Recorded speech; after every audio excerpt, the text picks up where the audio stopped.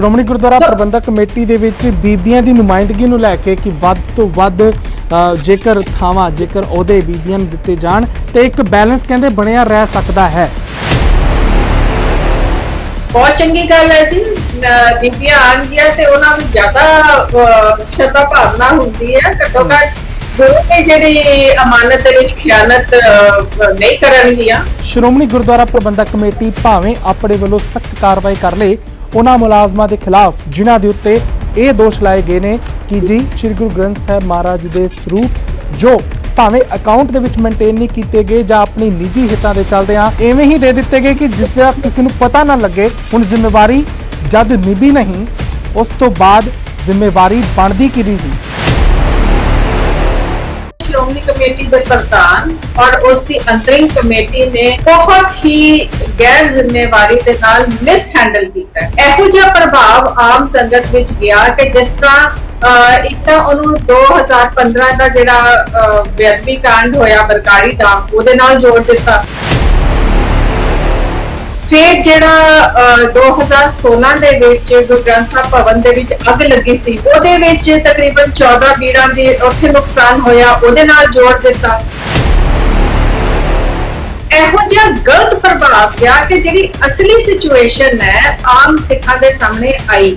ਜਦੋਂ ਇਹ ਮਸਲਾ ਸਾਹਮਣੇ ਆਇਆ ਸਭ ਤੋਂ ਪਹਿਲਾਂ ਇਹ ਸ਼੍ਰੋਮਣੀ ਕਮੇਟੀ ਦੇ ਅਧਿਕਾਰੀਆਂ ਕੋਲ ਜਾ ਕੇ ਬਕਾਇਦਾ ਪੜਤਾਲ ਹੋਣੀ ਚਾਹੀਦੀ ਹੈ। एग्जीक्यूटिव कमेटी ने यह मसला जरा है जथेदार अकाल तख्त को सौंप दिता। हम सब तो पहले यह गलती सी क्योंकि जथेदार अकाल तख्त का काम श्रोमणी कमेटी के दफ्तर दे विच किसी किस्म की कार्रवाई नहीं है। जिहड़ा एडमिनिस्ट्रेटिव काम है जिहड़े तनख्वाहां लैंदे पए हो जिहड़े असीं ट्रस्टी आ असीं हथ खड़े करिए ते फिर अगे किसी नूं कहीए ना। तो पहला तो प्रधान ते एग्जीक्यूटिव अपनी उस जिम्मेवारी तो दौड़ के कोई सिख संगत सवाल तो नहीं खड़ा कर पाएगी लेकिन हुण साडा लीडर पुणा साडी असीं हुण चुदराई अपनी दिखानी है जिस दे विच सिख संगतां तक असीं अपना मैसेज भी पहुंचाना है कि जी देखो असीं ये सेवावां करतीआं असीं ये जिम्मेवारी निभाई असीं हुण इन्हां तक कार्रवाई करांगे। पर गल तां फिर मुक्ति है कि पहला श्रोमणी कमेटी ने हाथ खड़े करते कि असीं पड़ताल जी तुहाडे सपोर्ट कीती। जथेदार जी ने पड़ताल करके तुहाडे हाथ फड़ाई तुहाडे कोल ओ रिपोर्ट नहीं पढ़ी गई। अमानत विच खयानत जिहड़ी है एक क्रिमिनल काम हैगा। ਇਹਦਾ दीन मजहब ਦੇ ਨਾਲ ਕੁਝ ਲੈਣਾ ਦੇਣਾ ਨਹੀਂ ਇਹਦਾ ਗੁਰਬਾਣੀ ਦੀ ਇੰਟਰਪ੍ਰੀਟੇਸ਼ਨ ਦੇ ਨਾਲ ਕੁਝ ਨਹੀਂ ਲੈਣਾ। ਜੋ ਭਰਤੀ ਸਿਫਾਰਸ਼ੀਆਂ ਦੇ ਨਾਲ ਕੀਤੇ ਗਏ ਹੋਣ ਉਹਨਾਂ ਦੇ ਉੱਤੇ ਕਿਵੇਂ ਇਹ ਆਪ ਉਂਗਲ ਚੱਕ ਲੈਣਗੇ। ਬੇਸ਼ੱਕ ਸਿਫਾਰਸ਼ੀ ਭਰਤੀ ਹੋਏ ਮੰਨ ਲਿਆ ਪਰ ਜਦੋਂ ਉਹ ਤਨਖਾਹ ਲੈਂਦੇ ਪਏ ਜਦੋਂ ਉਹ ਕੰਮ ਕਰਦੇ ਪਏ ਉਹ ਸਰਟਨ ਰੂਲਸ ਐਂਡ ਰੈਗੂਲੇਸ਼ਨਸ ਦੇ ਵਿੱਚ ਹਨ जी और बकायदा बड़े डिसमिस होंगे। पर साडी भी तो 5 साल की टर्म होंदी है उस तो बाद जनरल इलेक्शन आ जानी है नवे मैंबर इलेक्ट कर लो कर दियो ना सारे मैंबरां नूं ये तो सिखां दे हत्थां दे विच ਉਹਨਾਂ ਇਲੈਕਸ਼ਨਾਂ ਦੀ ਉਡੀਕ ਕਰ ਰਹੀ ਹੈ ਸੰਗਤ ਬਸ। हाँ जी बस इलेक्शनां आईयां खड़ियां चेंज कर लो सारा कुछ और जितने महसूस करन लोग उत्थे सवाल भी करन कि जो गलत हो रहा है या जो सही हो रहा ओदी शाबाशी भी देन। सिर्फ ਇਹ ਨਹੀਂ ਕਿ ਗਲਤੀਆਂ ਹੀ ਗਿਣਾਓ ਜੇ ਕੁਝ ਚੰਗਾ ਕੀਤਾ ਤੇ ਉਹਦੀ ਵੀ ਸਪੋਰਟ ਜ਼ਰੂਰ ਕਰੋ। ਵਾਹਿਗੁਰੂ ਜੀ ਕਾ ਖਾਲਸਾ ਵਾਹਿਗੁਰੂ ਜੀ ਕੀ ਫਤਿਹ। ਅਕਾਲ ਚੈਨਲ ਦੇਖ ਰਹੇ ਸਾਡੇ ਸਾਰੇ ਦਰਸ਼ਕਾਂ ਦਾ ਮੈਂ ਅਮਨਪ੍ਰੀਤ ਸਿੰਘ ਸਵਾਗਤ ਕਰਦਾ ਜੀ। ਜਾਣਕਾਰੀ ਅਕਾਲ ਚੈਨਲ ਤੁਹਾਨੂੰ ਪਿਛਲੇ 10 ਤੋਂ 11 ਦਿਨਾਂ ਤੋਂ ਦੇ ਰਿਹਾ ਹੈ ਕਿ ਸ਼੍ਰੋਮਣੀ ਗੁਰਦੁਆਰਾ ਪ੍ਰਬੰਧਕ ਕਮੇਟੀ ਦੇ ਬਾਹਰ ਇਸ ਵੇਲੇ ਕਈ ਸਿੱਖ ਜਥੇਬੰਦੀਆਂ ਨੇ ਆਪਣਾ ਸੰਘਰਸ਼ ਵਿੱਢਿਆ। ਮੋਰਚਾ ਲੱਗਾ ਕਿ ਜੀ ਸ਼੍ਰੋਮਣੀ ਗੁਰਦੁਆਰਾ ਪ੍ਰਬੰਧਕ ਕਮੇਟੀ ਭਾਵੇਂ ਆਪਣੇ ਵੱਲੋਂ ਸਖਤ ਕਾਰਵਾਈ ਕਰ ਲੇ ਉਹਨਾਂ ਮੁਲਾਜ਼ਮਾਂ ਦੇ ਖਿਲਾਫ ਜਿਨ੍ਹਾਂ ਦੇ ਉੱਤੇ ਇਹ ਦੋਸ਼ ਲਾਏ ਗਏ ਨੇ ਕਿ ਜੀ ਧੰਨ ਧੰਨ ਸਾਹਿਬ ਸ੍ਰੀ ਗੁਰੂ ਗ੍ਰੰਥ ਸਾਹਿਬ ਮਹਾਰਾਜ ਦੇ ਸਰੂਪ ਜੋ ਭਾਵੇਂ ਅਕਾਊਂਟ ਦੇ ਵਿੱਚ ਮੇਨਟੇਨ ਨਹੀਂ ਕੀਤੇ ਗਏ ਜਾਂ ਆਪਣੀ ਨਿੱਜੀ ਹਿੱਤਾਂ ਦੇ ਚੱਲਦਿਆਂ ਐਵੇਂ ਹੀ ਦੇ ਦਿੱਤੇ ਗਏ ਕਿ ਜਿਸ ਦਾ ਕਿਸੇ ਨੂੰ ਪਤਾ ਨਾ ਲੱਗੇ। ਉਸ ਬਾਬਤ ਜਿਨ੍ਹਾਂ ਮੁਲਾਜ਼ਮਾਂ ਦਾ ਨਾਮ ਆਇਆ ਉਹਨਾਂ ਦੇ ਉੱਤੇ ਪਰਚੇ ਦਰਜ ਹੋਣ ਪੁਲਿਸ ਤੱਕ ਮਾਮਲਾ ਪਹੁੰਚਾਇਆ ਜਾਏ। ਇਸ ਪੂਰੇ ਮਾਮਲੇ ਨੂੰ ਲੈ ਕੇ ਸਿੱਖ ਜਥੇਬੰਦੀਆਂ ਦੇ ਵੱਲੋਂ ਸ਼੍ਰੋਮਣੀ ਗੁਰਦੁਆਰਾ ਪ੍ਰਬੰਧਕ ਕਮੇਟੀ ਦੇ ਬਾਹਰ ਦਿੱਤੇ ਜਾ ਰਹੇ ਧਰਨੇ ਨੂੰ 10 ਤੋਂ 11 ਦਿਨ ਹੋ ਚੁੱਕੇ ਨੇ ਲੇਕਿਨ ਇਹ ਧਰਨਾ ਖਤਮ ਹੁੰਦਾ ਹੋਇਆ ਨਜ਼ਰ ਆਏਗਾ ਵੀ ਜਾਂ ਨਹੀਂ। ਕਿਉਂ ਇਸ ਦੇ ਵਿਚਾਲੇ ਹੀ ਤੁਸੀਂ ਆਮ ਤੌਰ ਦੇ ਉੱਤੇ ਵੇਖਿਆ ਕਿ ਸ਼੍ਰੋਮਣੀ ਗੁਰਦੁਆਰਾ ਪ੍ਰਬੰਧਕ ਕਮੇਟੀ ਦੇ ਪ੍ਰਧਾਨ ਸਣੇ ਮੈਂਬਰਾਂ ਨੂੰ ਐਗਜ਼ੀਕਿਊਟਿਵ ਟੀਮ ਨੂੰ ਪੂਰਾ ਸੱਦਿਆ ਗਿਆ ਸ਼੍ਰੀ ਅਕਾਲ ਤਖਤ ਸਾਹਿਬ ਕਿਹਾ ਗਿਆ, ਇੱਕ ਤਰੀਕੇ ਨਾਲ ਕਹਿ ਸਕਦੇ ਹਾਂ ਆਸਾਨ ਭਾਸ਼ਾ ਦੇ ਵਿੱਚ ਕਿ ਕਲਾਸ ਲਗਾਈ ਗਈ ਹੈ ਜੀ ਕਿ ਜੋ ਤੁਹਾਡੀ ਜ਼ਿੰਮੇਵਾਰੀ ਸੀ ਤੁਸੀਂ ਉਹ ਜ਼ਿੰਮੇਵਾਰੀ ਨਹੀਂ ਨਿਭਾਈ। ਹੁਣ ਜ਼ਿੰਮੇਵਾਰੀ ਜਦ ਨਿਭੀ ਨਹੀਂ ਉਸ ਤੋਂ ਬਾਅਦ ਜ਼ਿੰਮੇਵਾਰੀ ਬਣਦੀ ਕਿਹਦੀ ਸੀ? ਜੇਕਰ ਮੁੱਖ ਸਕੱਤਰ ਤੱਕ ਮਾਮਲਾ ਪਹੁੰਚਿਆ ਤਾਂ ਮਾਮਲਾ ਪ੍ਰਧਾਨ ਸਾਹਿਬ ਤੱਕ ਵੀ ਪਹੁੰਚ ਸਕਦਾ ਸੀ। ਚਲੋ ਜੀ, ਇਸ ਤੋਂ ਵੀ ਅਗਰ ਅਸੀਂ ਇੱਕ ਕਦਮ ਪਿੱਛੇ ਹੋ ਕੇ ਗੱਲ ਕਰੀਏ ਤਾਂ ਅੱਜ ਕਈ ਸਵਾਲ ਬਣਦੇ ਨੇ ਜੋ ਸਿੱਖ ਸੰਗਤਾਂ ਪੁੱਛ ਰਹੀਆਂ ਨੇ ਜੀ, ਐਸਜੀਪੀਸੀ ਕੋਲੋਂ ਸਰੂਪ ਗਾਇਬ ਹੋਏ, ਇਸ ਦੀ ਚਿੰਤਨ ਮੰਥਨ ਕਰਨਾ ਬਣਦਾ ਹੈ ਜਾਂ ਨਹੀਂ, ਜਾਂ ਸਿਰਫ ਫੌਜਦਾਰੀ ਦੇ ਪਰਚਿਆਂ ਦੇ ਉੱਤੇ ਆ ਕੇ ਮਾਮਲਾ ਰੁਕ ਜਾਂਦਾ ਹੈ? ਜੇਕਰ ਸਿਰਫ ਤੇ ਸਿਰਫ 328 ਤੋਂ ਵੱਧ ਸਰੂਪਾਂ ਦਾ ਮਾਮਲਾ ਹੈ ਤਾਂ ਪਿਛਲੇ 10 ਸਾਲਾਂ ਦਾ ਵਿੱਚ ਕਿੰਨਾ ਕੁ ਆંકੜਾ ਹੈ ਜੋ ਵੱਧ ਰਿਹਾ ਹੋਏਗਾ? ਸਾਡੇ ਨਾਲ ਇਸ ਵੇਲੇ ਮੌਜੂਦ ਨੇ ਜੀ ਬੀਬੀ ਕਿਰਨਜੋਤ ਜੀ, ਉਹਨਾਂ ਦਾ ਸਵਾਗਤ ਕਰਦੇ। ਸ਼੍ਰੋਮਣੀ ਗੁਰਦੁਆਰਾ ਪ੍ਰਬੰਧਕ ਕਮੇਟੀ ਦੇ ਵਿੱਚ ਮੈਂਬਰ ਨੇ, ਉਹਨਾਂ ਨੇ ਆਪਣਾ ਸਮਾਂ ਦਿੱਤਾ।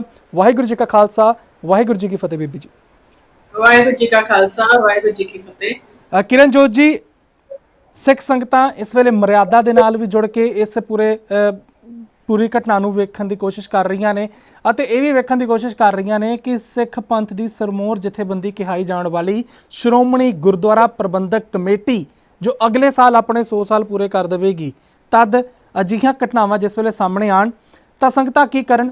ਚੁੱਪ ਹੋ ਜਾਣ ਜਾਂ ਅੱਖਾਂ ਬੰਦ ਕਰ ਲੈਣ? ਇੱਕ ਚੀਜ਼ ਤਾਂ ਬੜੀ ਸਪਸ਼ਟ ਹੈ ਜੀ ਕਿ ਜਿਹੜੀ ਸ਼੍ਰੋਮਣੀ ਗੁਰਦੁਆਰਾ ਪ੍ਰਬੰਧਕ ਕਮੇਟੀ ਹੈ ਉਹਦੇ ਵਿੱਚ ਅਸੀਂ ਜਿਹੜੇ ਮੈਂਬਰ ਆ, ਅਸੀਂ ਸਿੱਖਾਂ ਵੱਲੋਂ ਚੁਣੇ ਹੋਏ ਉਹਨਾਂ ਦੇ ਨੁਮਾਇੰਦੇ ਆ, ਅਸੀਂ ਜਵਾਬਦੇਹ ਆ। ਔਰ ਜਦ ਤੱਕ ਸਾਨੂੰ ਸਿੱਖ ਸਵਾਲ ਨਹੀਂ ਕਰਦੇ ਰਹਿਣਗੇ ਉਦੋਂ ਤੱਕ ਅਸੀਂ ਇਮਾਨਦਾਰੀ ਦੇ ਨਾਲ ਆਪਣਾ ਕੀ ਰੋਲ ਨਿਭਾ ਰਹੇ ਆ, ਕੀ ਡਿਊਟੀ ਕਰ ਰਹੇ ਆ, ਉਹ ਆਮ ਲੋਕਾਂ ਦੇ ਸਾਹਮਣੇ ਇਹ ਗੱਲ ਨਹੀਂ ਆਏਗੀ। ਸੋ ਬਹੁਤ ਜ਼ਰੂਰੀ ਹੈ ਕਿ ਸਿੱਖ ਇੰਟਰਸਟ ਵੀ ਲੈਣ ਔਰ ਜਿੱਥੇ ਮਹਿਸੂਸ ਕਰਨ ਲੋੜ ਉੱਥੇ ਸਵਾਲ ਵੀ ਕਰਨ ਕਿ ਜੋ ਗਲਤ ਹੋ ਰਿਹਾ ਜਾਂ ਜੋ ਸਹੀ ਹੋ ਰਿਹਾ ਉਹਦੀ ਸ਼ਾਬਾਸ਼ੀ ਵੀ ਦੇਣ। ਸਿਰਫ ਇਹ ਨਹੀਂ ਕਿ ਗਲਤੀਆਂ ਹੀ ਗਿਣਾਓ, ਜੇ ਕੁਝ ਚੰਗਾ ਕੀਤਾ ਤੇ ਉਹਦੀ ਵੀ ਸਪੋਰਟ ਜ਼ਰੂਰ ਕਰੋ ਜੀ। ਤੇ ਅੱਜ ਦੇ ਸਮੇਂ ਦੇ ਵਿੱਚ ਐਸਜੀਪੀਸੀ ਦੀ ਕੀ ਕੁਝ ਜ਼ਿੰਮੇਵਾਰੀ ਬਣਦੀ ਸੀ ਕਿ ਜੇਕਰ ਇਹ ਪੂਰਾ ਮਾਮਲਾ ਸਾਹਮਣੇ ਆਇਆ ਤਾਂ ਸੰਗਤਾਂ ਸੰਤੁਸ਼ਟ ਰਹਿਣ? ਭਾਵੇਂ ਪਿਛਲੇ ਦਿਨਾਂ ਦੇ ਵਿੱਚ ਅਜਿਹਾ ਕੁਝ ਹੋਇਆ ਨਹੀਂ, ਤਾਂ ਤੁਹਾਨੂੰ ਕੀ ਲੱਗਦਾ ਕਿ ਐਸਜੀਪੀਸੀ ਨੂੰ ਕੀ ਕੁਝ ਕਰਨਾ ਚਾਹੀਦਾ ਸੀ? ਕਿਉਂਕਿ ਬਤੌਰ ਮੈਂਬਰ ਤੁਹਾਡੇ ਵੱਲੋਂ ਵੀ ਅੱਗੇ ਕੁਝ ਨਾ ਕੁਝ ਰਾਏਸ਼ੁਮਾਰੀ ਦਿੱਤੀ ਜਾਂਦੀ ਰਹੀ ਹੋਏਗੀ, ਭਾਵੇਂ ਉਹ ਰਾਏ ਗਿਣੀ ਜਾਏ ਜਾਂ ਨਾ ਗਿਣੀ ਜਾਏ। ਇਹ ਸਾਰਾ ਜਿਹੜਾ ਮਸਲਾ ਹੈ ਇਹ ਮੈਂ ਸਮਝਦੀ ਹਾਂ ਸ਼੍ਰੋਮਣੀ ਕਮੇਟੀ ਦੇ ਪ੍ਰਧਾਨ ਔਰ ਉਸ ਦੀ ਅੰਤਰਿਮ ਕਮੇਟੀ ਨੇ ਬਹੁਤ ਹੀ ਗੈਰ ਜ਼ਿੰਮੇਵਾਰੀ ਦੇ ਨਾਲ ਮਿਸ ਹੈਂਡਲ ਕੀਤਾ ਹੈ। ਇਹੋ ਜਿਹਾ ਪ੍ਰਭਾਵ ਆਮ ਸੰਗਤ ਵਿੱਚ ਗਿਆ ਕਿ ਜਿਸ ਤਰ੍ਹਾਂ ਇੱਕ ਤਾਂ ਉਹਨੂੰ 2015 ਦਾ ਜਿਹੜਾ ਬੇਅਦਬੀ ਕਾਂਡ ਹੋਇਆ ਬਰਗਾੜੀ ਦਾ ਉਹਦੇ ਨਾਲ ਜੋੜ ਦਿੱਤਾ। ਫਿਰ ਜਿਹੜਾ 2016 ਦੇ ਵਿੱਚ ਗੁਰੂ ਗ੍ਰੰਥ ਸਾਹਿਬ ਭਵਨ ਦੇ ਵਿੱਚ ਅੱਗ ਲੱਗੀ ਸੀ ਉਹਦੇ ਵਿੱਚ ਤਕਰੀਬਨ 14 ਬੀੜਾਂ ਦੀ ਉੱਥੇ ਨੁਕਸਾਨ ਹੋਇਆ, ਉਹਦੇ ਨਾਲ ਜੋੜ ਦਿੱਤਾ। ਤੇ ਇਹੋ ਜਿਹਾ ਗਲਤ ਪ੍ਰਭਾਵ ਗਿਆ ਕਿ ਜਿਹੜੀ ਅਸਲੀ ਸਿਚੁਏਸ਼ਨ ਹੈ ਉਹ ਆਮ ਸਿੱਖਾਂ ਦੇ ਸਾਹਮਣੇ ਆਈ ਨਹੀਂ। ਜਿਸ ਤਰੀਕੇ ਦੇ ਨਾਲ ਇਹਨਾਂ ਨੇ ਸਭ ਤੋਂ ਪਹਿਲੇ ਤਾਂ ਮੈਂ ਸਮਝਦੀ ਆ ਕਿ ਕਰਨਾ ਕੀ ਚਾਹੀਦਾ ਸੀ, ਮੈਂ ਇਹਦੀ ਗੱਲ ਕਰਦੀ ਆ। ਜਦੋਂ ਇਹ ਗੱਲ ਸਾਹਮਣੇ ਆਈ ਕਿ ਪਬਲਿਕ ਰਿਲੇਸ਼ਨ ਵਿਭਾਗ ਦਾ ਇੱਕ ਮੁਲਾਜ਼ਮ ਰਿਟਾਇਰ ਹੋ ਰਿਹਾ ਔਰ ਉਹਨੇ ਪਤਾ ਸੀ ਕਿ ਵੀ ਜਦੋਂ ਪਿੱਛੇ ਵੀ ਉਹ ਡਿਫਾਲਟਰ ਹੈਗਾ ਤੇ ਉਹਨੇ ਜਦੋਂ ਆਪਣਾ ਸਟੋਰ ਹੈਂਡਓਵਰ ਕਰਨਾ ਸੀ ਉਸ ਵਕਤ ਇਹ ਗੱਲਾਂ ਸਾਡੀਆਂ ਸਾਹਮਣੇ ਆਈਆਂ ਕਿ ਇੱਥੇ ਕਾਫੀ ਗੜਬੜ ਹੋਈ ਹੈ। ਜਦੋਂ ਇਹ ਮਸਲਾ ਸਾਹਮਣੇ ਆਇਆ ਸਭ ਤੋਂ ਪਹਿਲਾਂ ਇਹ ਸ਼੍ਰੋਮਣੀ ਕਮੇਟੀ ਦੇ ਅਧਿਕਾਰੀਆਂ ਕੋਲ ਜਾ ਕੇ ਬਕਾਇਦਾ ਪੜਤਾਲ ਹੋਣੀ ਚਾਹੀਦੀ ਹੈ ਕਿਉਂਕਿ ਐਸਜੀਪੀਸੀ ਦੇ ਵਿੱਚ ਇੱਕ ਫਲਾਈਂਗ ਸਕੁਐਡ ਵੀ ਹੈ ਔਰ ਉਸ ਤੋਂ ਬਾਅਦ ਜਦੋਂ ਕੁਝ ਕਿਸੇ ਮਸਲੇ ਦੀ ਵੀ ਜ਼ਰੂਰਤ ਹੁੰਦੀ ਹੈ ਤੇ ਪ੍ਰਧਾਨ ਉਹਦੀ ਇੱਕ ਸਬ ਕਮੇਟੀ ਪੜਤਾਲੀਆ ਕਮੇਟੀ ਬਣਾਉਂਦੇ। ਪਹਿਲੇ ਇਨ ਹਾਊਸ ਦੇਖਣਾ ਚਾਹੀਦਾ ਸੀ ਕੀ ਹੋ ਰਿਹਾ ਔਰ ਫਿਰ ਉਸ ਦਾ ਜਵਾਬ ਦੇਣਾ ਚਾਹੀਦਾ ਸੀ, ਪਰ ਇਨ ਹਾਊਸ ਆਪਣਾ ਰਿਕਾਰਡ ਦੇਖਿਆ ਨਹੀਂ ਗਿਆ ਤੇ ਐਗਜ਼ੈਕਟਿਵ ਵੱਲੋਂ ਜਦੋਂ ਅਸੀਂ 5 ਮੈਂਬਰਾਂ ਨੇ ਇਤਰਾਜ਼ ਕੀਤਾ ਕਿ ਜਿਹੜੀ ਤੁਸੀਂ ਸਬ ਕਮੇਟੀ ਬਣਾਈ ਹੈ ਆਮ ਸਿੱਖਾਂ ਦੇ ਤੇ ਵਿਸ਼ਵਾਸ ਨਹੀਂ ਹੈ, ਤੁਸੀਂ ਸਬ ਕਮੇਟੀ ਅਜਿਹੇ ਮੈਂਬਰਾਂ ਦੀ ਬਣਾਓ ਜਿਹੜੇ ਕਿ ਨਿਰਪੱਖ ਗੁਰਸਿੱਖ ਹੋਣ ਔਰ ਜਿਨ੍ਹਾਂ ਦੀ ਰਿਪੋਰਟ ਦੇ ਉੱਪਰ ਸਿੱਖ ਵਿਸ਼ਵਾਸ ਕਰ ਸਕਣ। ਤਾਂ ਉਸ ਵਕਤ ਐਗਜ਼ੈਕਟਿਵ ਕਮੇਟੀ ਨੇ ਇਹ ਮਸਲਾ ਜਿਹੜਾ ਉਹ ਜਥੇਦਾਰ ਅਕਾਲ ਤਖਤ ਨੂੰ ਸੌਂਪ ਦਿੱਤਾ। ਹੁਣ ਸਭ ਤੋਂ ਪਹਿਲੇ ਇਹ ਵੱਡੀ ਗਲਤੀ ਸੀ ਕਿਉਂਕਿ ਜਥੇਦਾਰ ਅਕਾਲ ਤਖਤ ਦਾ ਕੰਮ ਸ਼੍ਰੋਮਣੀ ਕਮੇਟੀ ਦੇ ਦਫ਼ਤਰ ਦੇ ਵਿੱਚ ਕਿਸੇ ਕਿਸਮ ਦੀ ਕਾਰਵਾਈ ਨਹੀਂ ਹੈ। ਜਿਹੜਾ ਐਡਮਿਨਿਸਟ੍ਰੇਟਿਵ ਕੰਮ ਹੈ, ਜਿਹੜੇ ਤਨਖਾਹਾਂ ਲੈਂਦੇ ਪਏ ਹੋ, ਜਿਹੜੇ ਅਸੀਂ ਟਰਸਟੀ ਆ, ਅਸੀਂ ਹੱਥ ਖੜੇ ਕਰੀਏ ਤੇ ਫਿਰ ਅੱਗੇ ਕਿਸੇ ਨੂੰ ਕਹੀਏ ਨਾ। ਤੇ ਸਭ ਤੋਂ ਪਹਿਲਾਂ ਤਾਂ ਪ੍ਰਧਾਨ ਤੇ ਐਗਜ਼ੈਕਟਿਵ ਆਪਣੀ ਉਸ ਜ਼ਿੰਮੇਵਾਰੀ ਤੋਂ ਦੌੜ ਗਏ। ਚਲੋ ਜਥੇਦਾਰ ਜੀ ਨੇ ਬਹੁਤ ਸ਼ਲਾਘਾਯੋਗ ਕੰਮ ਕੀਤਾ ਕਿ ਉਹਨਾਂ ਨੇ ਕੁਝ ਬੰਦਿਆਂ ਦੀ ਡਿਊਟੀ ਲਾਈ, ਇੱਕ ਪੜਤਾਲ ਕੀਤੀ, ਰਿਪੋਰਟ ਸਾਹਮਣੇ ਆ ਗਈ।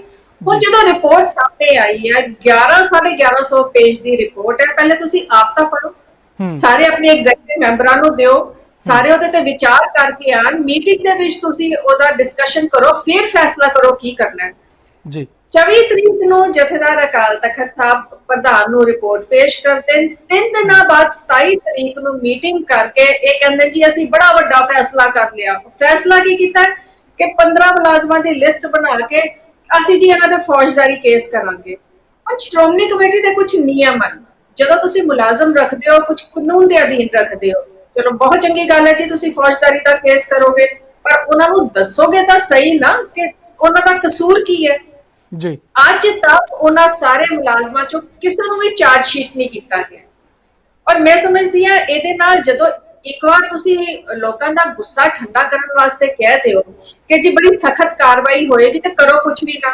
ਫਿਰ ਉਸ ਤੋਂ ਬਾਅਦ ਜਿਹੜੀ ਐਗਜ਼ੈਕਟਿਵ ਮੀਟਿੰਗ ਹੋਈ ਹੈ ਉਸ ਤੋਂ ਬਾਅਦ 5 ਸਤੰਬਰ ਨੂੰ ਪ੍ਰਧਾਨ ਸ਼੍ਰੋਮਣੀ ਕਮੇਟੀ ਦਾ ਬਿਆਨ ਆ ਜਾਂਦਾ ਹੈ ਕਿ ਨਹੀਂ ਜੀ ਇਹ ਤਾਂ ਹਿਸਾਬ ਦੀ ਸਾਰੀ ਗੜਬੜ ਸੀ ਤੇ ਇਹਦੇ ਵਿੱਚ ਕੋਈ ਇਹੋ ਜਿਹੀ ਗੱਲ ਨਹੀਂ ਹੈ ਕਿ ਕਿਤੇ ਬੇਅਦਬੀ ਹੋਈ ਹੋਵੇ ਕਿਤੇ ਗੁਰੂ ਗ੍ਰੰਥ ਸਾਹਿਬ ਦੀ।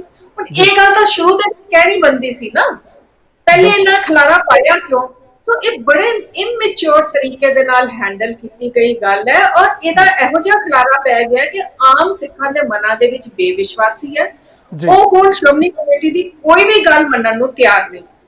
ਇਸ ਲਈ ਸਾਡਾ ਸਮੱਸਿਆ ਜਿਹੜੀ ਹੈ ਇੱਥੇ ਖੜੀ ਜੀ।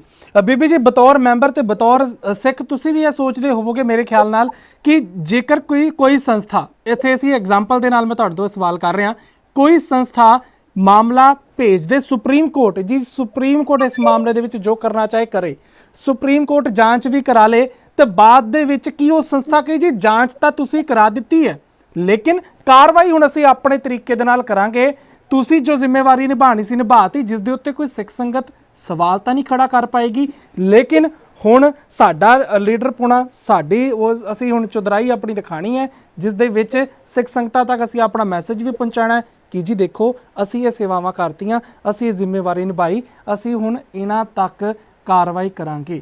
ਇਸ ਦੇ ਨਾਲ ਸੰਗਤ ਖੁਸ਼ ਨਹੀਂ ਹੈ, ਸੰਗਤ ਚਾਹੁੰਦੀ ਹੈ ਕਿ ਜੀ ਜੇਕਰ ਜਥੇਦਾਰ ਗਿਆਨੀ ਹਰਪ੍ਰੀਤ ਸਿੰਘ ਹੋਣਾ ਦੇ ਵੱਲੋਂ ਇਹ ਕਾਰਵਾਈ ਕਰਵਾਈ ਗਈ ਸੀ ਤੇ ਸਜ਼ਾ ਦਿਵਾਉਣ ਦੇ ਜਾਂ ਤਨਖਾਹੀਆ ਕਿਸੇ ਨੂੰ ਜੇਕਰ ਕਰਾਰ ਦੇਣਾ ਸੀ ਤਾਂ ਉਸ ਵੇਲੇ ਵੀ ਉਹੀ ਕਾਰਵਾਈ ਹੁੰਦੀ ਜਿਸ ਤਰੀਕੇ ਜਿੱਥੇ ਐਸਜੀਪੀਸੀ ਦੇ ਮੁਲਾਜ਼ਮ ਐਗਜ਼ੀਕਿਊਟਿਵ ਮੈਂਬਰ ਤੇ ਪ੍ਰਧਾਨ ਸਾਹਿਬ ਖੜੇ ਸੀ ਉੱਥੇ ਖੜੇ ਹੁੰਦੇ ਉਹ ਸਾਰੇ ਮੈਂਬਰ। ਅਜਿਹਾ ਕੁਝ ਸੰਗਤ ਸੋਚ ਰਹੀ ਸੀ ਲੇਕਿਨ ਕੁਝ ਉਲਟ ਹੋਇਆ ਸੰਗਤਾਂ ਦੇ ਮੁਤਾਬਕ। ਨਹੀਂ ਦੇਖੋ, ਸਭ ਤੋਂ ਪਹਿਲੀ ਗੱਲ ਤਾਂ ਇਹ ਕਿ ਅਕਾਲ ਤਖਤ ਸਾਹਿਬ ਨੂੰ ਜਿਹੜਾ ਅਸੀਂ ਸੁਪਰੀਮ ਕੋਰਟ ਕਹਿੰਦੇ ਆ ਉਹ ਬਿਲਕੁਲ ਗਲਤ ਹੈ ਨਾ। ਮੈਂ ਇਸ ਦੀ ਮਾਫੀ ਚਾਹਾਂਗਾ, ਮੈਂ ਐਗਜ਼ਾਮਪਲ ਦੇ ਕੇ ਆਪਣੀ ਗੱਲ ਰੱਖਣ ਦੀ ਕੋਸ਼ਿਸ਼ ਕੀਤੀ ਜੀ। ਨਹੀਂ ਮੈਂ ਦੇਖੋ ਸਿਰਫ ਤੁਸੀਂ ਨਹੀਂ, ਕਿਉਂਕਿ ਇਹ ਆਮ ਸ਼ਬਦਾਵਲੀ ਹੈ, ਮੈਂ ਇਸ ਲਈ ਜਵਾਬ ਦੇ ਰਹੀ ਹਾਂ ਕਿਉਂਕਿ ਆਮ ਸਿਰਫ ਇਹੀ ਗੱਲ ਕਰਦੇ ਜੀ ਸਾਡਾ ਸੁਪਰੀਮ ਕੋਰਟ ਹੈ, ਜੇ ਸੁਪਰੀਮ ਕੋਰਟ ਹੋਏਗਾ ਫਿਰ ਉਹਦਾ ਥਾਣਾ ਵੀ ਹੋਏਗਾ, ਫਿਰ ਉਹਦੀ ਜੇਲ੍ਹ ਵੀ ਹੋਏਗੀ। ਦੇਖੋ ਉਹ ਇੱਕ ਨਿਆਂ ਦਾ ਸਿਸਟਮ ਫਰਕ ਚੀਜ਼ ਹੈ। ਅਕਾਲ ਤਖਤ ਸਾਡੇ ਵਾਸਤੇ ਸਾਨੂੰ ਰੂਹਾਨੀ ਦਿਸ਼ਾ ਨਿਰਦੇਸ਼ ਦੇਣ ਲਈ ਹੈ, ਇਸ ਲਈ ਮੈਂ ਤੁਹਾਨੂੰ ਪਹਿਲੀ ਗੱਲ ਕਹੀ ਕਿ ਜੇ ਸ਼੍ਰੋਮਣੀ ਕਮੇਟੀ ਦੇ ਪ੍ਰਬੰਧ ਦੇ ਵਿੱਚ ਕਿਤੇ ਹੇਰਾਫੇਰੀ ਹੋਈ, ਕਰਪਸ਼ਨ ਹੋਈ, ਉਸ ਕਰਪਸ਼ਨ ਦੀ ਜ਼ਿੰਮੇਵਾਰੀ ਜਥੇਦਾਰ ਅਕਾਲ ਤਖਤ ਦੀ ਨਹੀਂ ਹੈ। ਤੇ ਜੇ ਤੁਸੀਂ ਉਹਨਾਂ ਨੂੰ ਕਿਹਾ ਕਿ ਇਹਦੀ ਪੜਤਾਲ ਕਰਾਓ, ਉਹਨਾਂ ਪੜਤਾਲ ਕਰਾ ਕੇ ਤੇ ਤੁਹਾਡੇ ਹੱਥ ਰਿਪੋਰਟ ਫੜਾਈ ਕਿ ਇਹ ਲੋ ਜੀ ਤੁਹਾਡੇ ਕੋਲ ਪੜਤਾਲ ਨਹੀਂ ਹੁੰਦੀ, ਇਹ ਲੋ ਪੜਤਾਲ ਕਰਾਤੀ। ਦੇਖੋ ਜਥੇਦਾਰ ਸਾਹਿਬ ਦਾ ਉੱਥੇ ਕੋਈ ਇਹੋ ਜਿਹੀ ਡਿਊਟੀ ਨਹੀਂ ਹੈ ਕਿ ਉਹ ਆਪ ਇਹਦੇ ਵਿੱਚ ਇਨਵੋਲਵ ਹੋਣ, ਕਿਉਂਕਿ ਉਸ ਅਹੁਦੇ ਨੂੰ, ਉਸ ਸਟੇਟਸ ਨੂੰ, ਉਸ ਸੀਟ ਨੂੰ ਅਸੀਂ ਇਹਨਾਂ ਕੰਮਾਂ ਵਾਸਤੇ ਅਗਰ ਇਸ ਤਰ੍ਹਾਂ ਦਾ ਵਰਤੋਂ ਸ਼ੁਰੂ ਕਰ ਦਿੱਤੀ, ਇਹ ਗਲਤ ਪ੍ਰੈਸੀਡੈਂਟ ਹੈ। ਜਿਹੜੇ ਹੁਣ ਕਿਤੇ ਵੀ ਕੋਈ ਕਰਪਸ਼ਨ ਕਿਸੇ ਵੀ ਸੰਸਥਾ ਵਿੱਚ ਹੋਏ, ਕਿਸੇ ਆਰਗੇਨਾਈਜੇਸ਼ਨ ਵਿੱਚ ਹੋਵੇ, ਉਹ ਆਰਗੇਨਾਈਜੇਸ਼ਨ ਜਵਾਬਦੇਹ ਹੈ ਜੀ। ਔਰ ਸਾਡੇ ਸਿਸਟਮ ਦੇ ਵਿੱਚ ਅਗਰ ਸ਼੍ਰੋਮਣੀ ਕਮੇਟੀ ਦੀ ਕੋਈ ਕਰਪਸ਼ਨ ਹੈ ਔਰ ਉਹਦੇ ਵਿੱਚ ਉਹਦਾ ਕੋਈ ਹੱਲ ਨਹੀਂ ਹੋ ਰਿਹਾ, ਫਿਰ ਸਿੱਖ ਜੁਡੀਸ਼ੀਅਲ ਕਮਿਸ਼ਨ ਹੈ, ਸਿੱਖ ਗੁਰਦੁਆਰਾ ਜੁਡੀਸ਼ੀਅਲ ਕਮਿਸ਼ਨ ਹੈ, ਜਿੱਥੇ ਕਿ ਸ਼੍ਰੋਮਣੀ ਕਮੇਟੀ ਦੀ ਜਾ ਕੇ ਰਿਪੋਰਟ ਕੀਤੀ ਜਾ ਸਕਦੀ ਹੈ ਔਰ ਜਿੱਥੇ ਅੱਗੇ ਕਾਨੂੰਨੀ ਕਾਰਵਾਈ ਹੁੰਦੀ ਹੈ। ਔਰ ਜੋ ਉੱਥੇ ਤਸੱਲੀ ਨਾ ਕਿਸੇ ਦੀ ਹੋਵੇ, ਕੋਈ ਹਾਈ ਕੋਰਟ ਜਾ ਸਕਦਾ ਹੈ, ਕਿਉਂਕਿ ਇੱਕ ਕ੍ਰਿਮੀਨਲ ਹੈ। ਕਰਪਸ਼ਨ ਜਿਹੜੀ ਹੈ, ਅਮਾਨਤ ਵਿੱਚ ਖਿਆਨਤ ਜਿਹੜੀ ਹੈ, ਇੱਕ ਕ੍ਰਿਮੀਨਲ ਕੰਮ ਹੈਗਾ। ਇਹਦਾ ਦੀਨ ਮਜ਼ਹਬ ਦੇ ਨਾਲ ਕੁਝ ਲੈਣਾ ਦੇਣਾ ਨਹੀਂ, ਇਹਦਾ ਗੁਰਬਾਣੀ ਦੀ ਇੰਟਰਪ੍ਰੀਟੇਸ਼ਨ ਦੇ ਨਾਲ ਕੁਝ ਨਹੀਂ ਲੈਣਾ। ਹੁਣ ਗੱਲ ਤਾਂ ਫਿਰ ਉੱਥੇ ਮੁੱਕਦੀ ਹੈ ਕਿ ਪਹਿਲਾਂ ਸ਼੍ਰੋਮਣੀ ਕਮੇਟੀ ਨੇ ਹੱਥ ਖੜੇ ਕਰਤੇ ਕਿ ਅਸੀਂ ਪੜਤਾਲ ਜੀ ਤੁਹਾਡੇ ਸਪੋਰਟ ਕੀਤੀ, ਜਥੇਦਾਰ ਜੀ ਨੇ ਪੜਤਾਲ ਕਰਕੇ ਤੁਹਾਡੇ ਹੱਥ ਫੜਾਈ, ਤੁਹਾਡੇ ਕੋਲ ਉਹ ਰਿਪੋਰਟ ਨਹੀਂ ਪੜ੍ਹੀ ਗਈ ਜੀ। ਘੱਟੋ ਘੱਟ ਜੇ ਪੜਤਾਲ ਸਾਹਮਣੇ ਆਈ ਹੈ ਤੁਸੀਂ ਰਿਪੋਰਟ ਤਾਂ ਪੜੋ, ਉਹਦੇ ਅਨੁਸਾਰ ਕਰੋ ਫਿਰ ਜੋ ਵੀ ਕਾਰਵਾਈ ਹੈ। ਔਰ ਤੁਸੀਂ ਕਿਸੇ ਐਗਜ਼ੈਕਟਿਵ ਮੈਂਬਰ ਨੂੰ ਪੁੱਛ ਲਓ, ਉਹਨਾਂ ਨੇ ਕਿਸੇ ਨੇ ਰਿਪੋਰਟ ਦੇਖੀ ਨਹੀਂ। ਅਸੀਂ ਅੱਜ ਤੱਕ ਦੁਹਾਈ ਦੇ ਰਹੇ ਹਾਂ ਕਿ ਜਿਹੜੀ ਪੜਤਾਲੀਆ ਕਮਿਸ਼ਨ ਦੀ ਰਿਪੋਰਟ ਹੈ ਉਹ ਸਾਨੂੰ ਦਿੱਤੀ ਜਾਏ। ਬਤੌਰ ਮੈਂਬਰ ਸਾਡਾ ਹੱਕ ਹੈ ਕਿ ਅਸੀਂ ਜਾਣੀਏ ਰਿਪੋਰਟ ਦੇ ਵਿੱਚ ਕੀ ਲਿਖਿਆ ਹੋਇਆ, ਉਹਨੂੰ ਸਟੱਡੀ ਕਰੀਏ, ਉਹਦੇ ਵਿੱਚ ਜਿਹੜੇ ਦੋਸ਼ੀ ਉਹਨਾਂ ਨੂੰ ਬਕਾਇਦਾ ਫਿਰ ਸਜ਼ਾਵਾਂ ਹੋਣੀਆਂ ਚਾਹੀਦੀਆਂ ਹੈਗੀਆਂ। ਐਗਜ਼ੀਕਿਊਟਿਵ ਮੈਂਬਰ ਦੀ ਜਿਹੜੀ ਚੋਣ ਹੁੰਦੀ ਹੈ ਉਸ ਦੇ ਵਿੱਚ ਜਿਹੜੀ ਜ਼ਿੰਮੇਵਾਰੀਆਂ ਦਿੱਤੀਆਂ ਜਾਂਦੀਆਂ ਨੇ, ਹੁਣ ਉਹਨਾਂ ਜ਼ਿੰਮੇਵਾਰੀਆਂ ਦੇ ਉੱਤੇ ਅਤੇ ਐਸਜੀਪੀਸੀ ਦੇ ਉੱਤੇ ਆਪ ਹੁਣ ਸਾਖ ਦੇ ਉੱਤੇ ਆ ਕੇ ਸਵਾਲ ਖੜਾ ਹੋ ਗਿਆ ਕਿ ਜੇਕਰ ਇਹ ਇੰਨਾ ਸਪਸ਼ਟੀਕਰਨ ਦੇਣ ਦੇ ਵਿੱਚ ਸ਼੍ਰੋਮਣੀ ਗੁਰਦੁਆਰਾ ਪ੍ਰਬੰਧਕ ਕਮੇਟੀ ਉਹਨਾਂ ਦੇ ਅਹੁਦੇਦਾਰ ਐਗਜ਼ੀਕਿਊਟਿਵ ਮੈਂਬਰ ਦੇ ਸੰਗਤਾਂ ਦੇ ਲਈ ਖੜੇ ਨਹੀਂ ਹੁੰਦੇ, ਕਿਉਂਕਿ ਅਜਿਹੇ ਮੁੱਦੇ ਆਉਣ ਵਾਲੇ ਸਮੇਂ ਦੇ ਵਿੱਚ ਹੋਰ ਸੰਗਤਾਂ ਦੇ ਮਨਾਂ ਦੇ ਵਿੱਚ ਕਹਿ ਲਈਏ ਸਵਾਲ ਨਾ ਖੜੇ ਕਰਨ। ਇਹ ਤਾਂ ਉਹ ਗੱਲ ਹੋਊਗੀ ਤੁਸੀਂ ਪੁੱਛੀ ਜਾਓ, ਅਸੀਂ ਜਵਾਬਦੇਹ ਨਹੀਂ ਆ। ਇੱਕ ਬੰਦਾ ਪੁੱਛੇ ਸਵਾਲ ਤਾਂ ਉਹਨੂੰ ਕਹਿ ਦਿੰਦੇ ਅਸੀਂ ਸੰਗਤ ਨੂੰ ਜਵਾਬਦੇਹੀ ਹੈਗੇ ਆ। ਹੁਣ ਸੰਗਤਾਂ ਨੇ ਮੋਰਚਾ ਲਾਇਆ, ਉਸ ਮੋਰਚੇ ਦੇ ਅੱਗੇ ਵੀ ਤੁਸੀਂ ਭਾਵੇਂ ਤੁਹਾਡੀ ਟਾਸਕ ਫੋਰਸ ਖੜੀ ਹੋ ਜਾਂਦੀ ਹੈ ਜਾਂ ਤੁਹਾਡੇ ਕਈ ਹੋਰ ਤਰੀਕੇ ਦੇ ਨਾਲ ਤੁਸੀਂ ਆਪਣੇ ਆਪ ਨੂੰ ਡਿਫੈਂਡ ਕਰਨ ਦੀ ਕੋਸ਼ਿਸ਼ ਕਰਦੇ ਹੋ, ਇਸ ਮੋਰਚੇ ਬਾਬਤ ਤੁਹਾਡਾ ਕੀ ਕੁਝ ਕਹਿਣਾ ਜੋ ਇਸ ਵੇਲੇ ਕਮੇਟੀ ਦੇ ਬੂਹੇ ਦੇ ਉੱਤੇ ਬੈਠਾ ਹੈ? ਦੇਖੋ, ਸਭ ਤੋਂ ਪਹਿਲੀ ਗੱਲ ਤਾਂ ਇਹ ਹੈਗੀ ਹੈ ਕਿ ਜਿਹੜੇ ਬੈਠੇ ਬੰਦਾ ਮੋਰਚਾ ਲਾ ਕੇ ਉਹਨਾਂ ਦੀ ਆਪਣੀ ਕੀ ਕ੍ਰੈਡੀਬਿਲਿਟੀ ਹੈ ਔਰ ਉਹ ਡਿਮਾਂਡ ਕੀ ਰੱਖ ਰਹੇ ਨੇ। ਤੁਸੀਂ ਸੋਸ਼ਲ ਮੀਡੀਆ ਤੇ ਦੇਖਿਆ ਹੋਣਾ ਕਿ ਉਹਨਾਂ ਦੀਆਂ ਡਿਮਾਂਡਸ ਕੀ ਹਨ। ਉਹਨਾਂ ਦੀ ਡਿਮਾਂਡ ਹੈ ਕਿ ਘਰਾਂ ਦੇ ਵਿੱਚ ਕੋਈ ਨਿਤਨੇਮ ਦੇ, ਕੋਈ ਸੁਖਮਨੀ ਸਾਹਿਬ ਦੇ, ਕੋਈ ਗੁਟਕੇ ਨਾ ਰਹਿਣ, ਗੁਰੂ ਗ੍ਰੰਥ ਸਾਹਿਬ ਦੀ ਛਪਾਈ ਕਿਤੇ ਵੀ ਨਾ ਹੋਵੇ, ਧਾਰਮਿਕ ਲਿਟਰੇਚਰ ਕਿਤੇ ਵੀ ਨਾ ਛਪੇ। ਤੁਸੀਂ ਮੈਨੂੰ ਦੱਸੋ ਇਹ ਕਿਹੜੀ ਸਿੱਖੀ ਪਿਆਰ ਦੀ ਗੱਲ ਹੈ ਤੇ ਕਿਹੜੀ ਇਹ ਮਸਲੇ ਦੇ ਹੱਲ ਵਾਲੀ ਗੱਲਾਂ? ਨਹੀਂ, ਬੀਤੇ ਦਿਨਾਂ ਦੇ ਵਿੱਚ ਉਹਨਾਂ ਨੇ ਆਪਣੇ ਜਿਹੜੇ ਮੰਗ ਪੱਤਰ ਸੀਗਾ ਉਸ ਦੇ ਵਿੱਚ ਕਿਹਾ ਅਸੀਂ ਸਾਰਿਆਂ ਦੇ ਉੱਤੇ ਰਜ਼ਾਮੰਦ ਤੁਹਾਡੇ ਨਾਲ ਹੋ ਜਾਾਂਗੇ, ਸਾਡੀ ਸਿਰਫ ਪਹਿਲੀ ਗੱਲ ਮੰਨ ਲਿੱਤੀ ਜਾਏ ਕਿ ਮਾਮਲਾ ਦਰਜ ਥਾਣੇ ਦੇ ਵਿੱਚ ਜਾ ਕੇ ਐਸਜੀਪੀਸੀ ਆਪ ਕਰਾਏ। ਉਹ ਸਾਰੀ ਮੰਗਾਂ ਤੋਂ ਪਿੱਛੇ ਹੋਣ ਨੂੰ ਤਿਆਰ ਨੇ। ਉਹ ਕਹਿੰਦੇ ਸਾਡੀ ਪਹਿਲੀ ਮੰਗ ਮੰਨ ਲਓ ਤੁਸੀਂ ਬਸ। ਉਹ ਸਾਰੀਆਂ ਗੱਲਾਂ ਫਿਰ ਦੇਖੋ, ਤੁਹਾਨੂੰ ਇਹ ਸਮਝਣਾ ਪਏਗਾ ਕਿ ਸ਼੍ਰੋਮਣੀ ਕਮੇਟੀ ਬਕਾਇਦਾ ਇੱਕ ਲੀਗਲ ਬਾਡੀ ਹੈ, ਇਹ ਕਿਸੇ ਨਿਯਮ ਕਿਸੇ ਕਾਨੂੰਨ 'ਚ ਚੱਲਦੀ ਹੈ। ਜਦੋਂ ਮੁਲਾਜ਼ਮ ਰੱਖੇ ਜਾਂਦੇ, ਨਿਯੁਕਤੀ ਹੁੰਦੀ ਹੈ ਮੁਲਾਜ਼ਮ ਦੀ, ਉਹਦੀਆਂ ਟਰਮਸ ਐਂਡ ਕੰਡੀਸ਼ਨਸ ਹੁੰਦੀਆਂ। ਤੁਸੀਂ ਮੁਲਾਜ਼ਮ ਨੂੰ ਕੱਢਣਾ ਹੈ, ਤੁਸੀਂ ਮੁਲਾਜ਼ਮ ਨੂੰ ਉਹਦਾ ਦੋਸ਼ ਦੱਸੋਗੇ ਔਰ ਉਹਨੂੰ ਚਾਰਜ ਸ਼ੀਟ ਕਰੋਗੇ, ਉਹਨੂੰ ਇੱਕ ਸੁਣਨ ਦਾ ਆਪਣੀ ਗੱਲ ਕਹਿਣ ਦਾ ਮੌਕਾ ਦਿਓਗੇ। ਉਸ ਤੋਂ ਬਾਅਦ ਉਹਦੇ ਤੇ ਫੈਸਲਾ ਕਰਕੇ ਤੇ ਉਸ ਤੋਂ ਬਾਅਦ ਕਾਰਵਾਈ ਹੋਣੀ ਹੈ। ਇਹ ਤਾਂ ਜਿਹੜੀ ਸ਼੍ਰੋਮਣੀ ਕਮੇਟੀ ਨੇ ਕਾਲੀ ਦੇ ਵਿੱਚ 2 ਦਿਨਾਂ ਬਾਅਦ ਜਿਹੜੀ ਅਨਾਉਂਸਮੈਂਟ ਕਰਤੀ ਜੀ ਅਸੀਂ ਫੌਜਦਾਰੀ ਕੇਸ ਕਰਾਂਗੇ, ਤੇ ਫਿਰ ਕਰ ਦਿੰਦੇ, ਕਿਉਂ ਨਹੀਂ ਕੀਤੇ ਹੁਣ ਤੱਕ? ਜੀ, ਕਿਉਂਕਿ ਇਹ ਪੋਸੀਬਲ ਨਹੀਂ ਸੀ। ਜਿਸ ਤਰੀਕੇ ਦੇ ਨਾਲ ਇਹ ਗੈਰ ਜ਼ਿੰਮੇਵਾਰੀ ਦੇ ਨਾਲ ਚੱਲੇ, ਇਹ ਸੰਭਵ ਨਹੀਂ ਸੀ ਕਿ ਵੀ ਤੁਸੀਂ ਇਹਨਾਂ ਮੁਲਾਜ਼ਮਾਂ ਦੇ ਉੱਪਰ FIR ਕਰ ਦਿਓ ਬਗੈਰ ਉਹਨਾਂ ਦੇ ਉੱਪਰ ਕੋਈ ਦੋਸ਼ ਲਾਇਆ। ਹੁਣ ਧਰਨਾ ਲਾ ਕੇ ਬੈਠੀਆਂ ਸਿੱਖ ਸੰਗਤਾਂ ਕਹਿੰਦੀਆਂ ਨੇ ਕਿ ਜੀ ਜੋ ਭਰਤੀ ਸਿਫਾਰਸ਼ੀਆਂ ਦੇ ਨਾਲ ਕੀਤੇ ਗਏ ਹੋਣ ਉਹਨਾਂ ਦੇ ਉੱਤੇ ਕਿਵੇਂ ਇਹ ਆਪ ਉਂਗਲ ਚੱਕ ਲੈਣਗੇ? ਬੇਸ਼ੱਕ ਸਿਫਾਰਸ਼ੀ ਭਰਤੀ ਹੋਏ, ਮੰਨ ਲਿਆ, ਪਰ ਜਦੋਂ ਉਹ ਤਨਖਾਹ ਲੈਂਦੇ ਪਏ, ਜਦੋਂ ਉਹ ਕੰਮ ਕਰਦੇ ਪਏ, ਉਹ ਸਰਟਨ ਰੂਲਸ ਐਂਡ ਰੈਗੂਲੇਸ਼ਨਸ ਦੇ ਵਿੱਚ ਹਨ ਜੀ, ਔਰ ਬਕਾਇਦਾ ਬੰਦੇ ਡਿਸਮਿਸ ਹੁੰਦੇ। ਸੋ ਇਹ ਗੱਲ ਨਹੀਂ ਹੈ ਕਿ ਰੂਟੀਨ ਦੇ ਵਿੱਚ ਵੀ ਬੰਦੇ ਡਿਸਮਿਸ ਹੁੰਦੇ, ਗਲਤੀਆਂ ਕਰਦੇ, ਕਰਪਸ਼ਨ ਕਰਦੇ, ਸਾਰੇ ਇਮਾਨਦਾਰ ਤਾਂ ਨਹੀਂ ਹੁੰਦੇ ਜੀ। ਤੇ ਇਸੇ ਲਈ ਤਾਂ ਫਲਾਈਂਗ ਦਾ ਵਿਭਾਗ ਵੀ ਹੈ, ਇਸੇ ਲਈ ਪੜਤਾਲਾਂ ਵੀ ਹੁੰਦੀਆਂ। ਪਰ ਆਮ ਸਿੱਖਾਂ ਨੂੰ ਇਸ ਬਾਰੇ ਪਤਾ ਨਹੀਂ ਨਾ ਕਿ ਸੰਸਥਾ ਜਿਹੜੀ ਹੈ, ਅੱਛਾ ਫਿਰ ਤੁਸੀਂ ਮੈਂਬਰਾਂ ਦੀ ਗੱਲ ਕਰਦੇ ਹੋ, ਐਗਜ਼ੈਕਟਿਵ ਦੀ ਗੱਲ ਕਰਦੇ ਹੋ, ਮੰਨਿਆ ਇਹਨਾਂ ਨੇ ਗਲਤੀਆਂ ਕੀਤੀਆਂ, ਪਰ ਸਾਡੀ ਵੀ ਤਾਂ 5 ਸਾਲ ਦੀ ਟਰਮ ਹੁੰਦੀ ਹੈ। ਉਸ ਤੋਂ ਬਾਅਦ ਜਨਰਲ ਇਲੈਕਸ਼ਨ ਆ ਜਾਣੀ ਹੈ, ਨਵੇਂ ਮੈਂਬਰ ਇਲੈਕਟ ਕਰ ਲਓ, ਕੱਢ ਦਿਓ ਇਹਨਾਂ ਸਾਰੇ ਮੈਂਬਰਾਂ ਨੂੰ। ਇਹ ਤਾਂ ਸਿੱਖਾਂ ਦੇ ਹੱਥਾਂ ਦੇ ਵਿੱਚ ਹੈ। ਉਹਨਾਂ ਇਲੈਕਸ਼ਨਾਂ ਦੀ ਉਡੀਕ ਕਰ ਰਹੀ ਹੈ ਸੰਗਤ ਬਸ। ਹਾਂਜੀ, ਬਸ ਇਲੈਕਸ਼ਨਾਂ ਆਈਆਂ ਖੜੀਆਂ, ਚੇਂਜ ਕਰ ਲਓ ਸਾਰਾ ਕੁਝ ਜੀ। ਇਸ ਤੋਂ ਇਲਾਵਾ ਸੰਗਤ ਦੀ ਕਚਹਿਰੀ ਦੇ ਵਿੱਚ ਹੁਣ ਜੇਕਰ ਤੁਸੀਂ ਵੀ ਵਿਚਰਦੇ ਹੋਵੋਗੇ, ਸੰਗਤਾਂ ਦੇ ਨਾਲ ਗੱਲਬਾਤ ਕਰਦੇ ਹੋਵੋਗੇ, ਤੁਸੀਂ ਆਪ ਕੀ ਮਹਿਸੂਸ ਕੀਤਾ ਕਿ ਜੋ ਮੋਰਚੇ ਲੱਗ ਰਹੇ ਨੇ ਤੇ ਉਸ ਤੋਂ ਬਾਅਦ ਉਲਟ ਸੰਗਤਾਂ ਦੇ ਨਾਲ ਵੈਸੇ ਵਿਚਰਨਾ, ਕਿੰਨਾ ਕੁ ਡਿਫਰੈਂਸ ਤੁਸੀਂ ਫੀਲ ਕਰ ਰਹੇ ਹੋ? ਮੈਨੂੰ ਤਾਂ ਕਦੀ ਇਹੋ ਜਿਹੀ ਕੋਈ ਦਿੱਕਤ ਨਹੀਂ ਆਈ, ਕਿਉਂਕਿ ਮੈਂ ਹਮੇਸ਼ਾ ਬੜੀ ਸਪਸ਼ਟ ਰਹੀ ਹਾਂ ਕਿ ਜਦੋਂ ਅਸੀਂ ਸ਼੍ਰੋਮਣੀ ਕਮੇਟੀ ਦੇ ਵਿੱਚ ਵਿਚਰਾਂਗੇ, ਅਸੀਂ ਗੁਰੂ ਨੂੰ ਹਾਜ਼ਰ ਨਾਜ਼ਰ ਜਾਣਗੇ, ਜੋ ਸਹੀ ਗੱਲ ਹੈ ਉਹੀ ਕਰਨੀ ਹੈ ਜੀ ਇੱਥੇ ਨਿੱਜੀ ਮੁਫਾਦਾਂ ਵਾਲੀ ਕੋਈ ਗੱਲ ਨਹੀਂ, ਇੱਥੇ ਕੋਈ ਕਰਪਸ਼ਨ ਦਾ ਅਸੀਂ ਸਾਥ ਨਹੀਂ ਦਿੰਦੇ, ਕੋਈ ਗਲਤ ਸਿਧਾਂਤਾਂ ਦਾ ਸਾਥ ਨਹੀਂ ਦਿੰਦੇ। ਔਰ ਜਦੋਂ 2015 ਦੇ ਵਿੱਚ ਜਿਹੜੇ ਵਾਕਿਆ ਹੋਏ, ਤੁਸੀਂ ਉੱਥੇ ਵੀ ਮੇਰੀਆਂ ਮੀਡੀਆ ਦੇ ਵਿੱਚ ਸਟੇਟਮੈਂਟਸ ਹੋਣਗੀਆਂ, ਸਭ ਕੁਝ ਹੋਏਗਾ। ਲੋਕੀ ਉਸ ਵਕਤ ਸ਼੍ਰੋਮਣੀ ਕਮੇਟੀ ਮੈਂਬਰਾਂ ਨੂੰ ਘਰੋਂ ਨਹੀਂ ਸੀ ਨਿਕਲਣ ਦਿੰਦੇ, ਤੇ ਮੈਨੂੰ ਕੋਈ ਦਿੱਕਤ ਨਹੀਂ ਸੀ ਕਿਉਂਕਿ ਮੈਂ ਕੌਮ ਦੇ ਨਾਲ ਖੜੀ ਸੀ ਜੀ। ਸੋ ਇਹੋ ਜਿਹਾ ਮੈਨੂੰ ਨਿੱਜੀ ਤੌਰ ਤੇ ਨਹੀਂ ਕਦੀ ਮਹਿਸੂਸ ਹੋਇਆ। ਤੇ ਹੁਣ ਇਸ ਦੇ ਵਿੱਚ ਕਹਿ ਦਿੱਤਾ ਜਾਂਦਾ ਕਿ ਜੀ ਸ਼੍ਰੋਮਣੀ ਗੁਰਦੁਆਰਾ ਪ੍ਰਬੰਧਕ ਕਮੇਟੀ ਦੇ ਉੱਤੇ ਇੱਕ ਸਿਆਸੀ ਪਾਰਟੀ ਦਾ ਦਬਾਅ ਹੋਣਾ ਵੀ ਇੱਕ ਵੱਡੀ ਢਾਹ ਲੱਗੀ ਹੋਈ ਹੈ ਕਮੇਟੀ ਨੂੰ, ਤਾਂ ਜੋ ਕਿ ਕਮੇਟੀ ਚਾਹਣਾ ਵੀ ਚਾਹੇ ਤਾਂ ਵੀ ਉਸ ਦੇ ਉੱਤੇ ਇੱਕ ਤਰੀਕੇ ਦਾ ਪਹਿਰਾ ਹੈ ਕਿ ਉਹ ਆਪਣੇ ਕਾਰਜ ਸੇਵਾਵਾਂ ਨਹੀਂ ਕਰ ਪਾ ਰਹੀ। ਇਸ ਦੇ ਉੱਤੇ ਤੁਹਾਡਾ ਕੀ ਵਿਚਾਰ ਹੈ?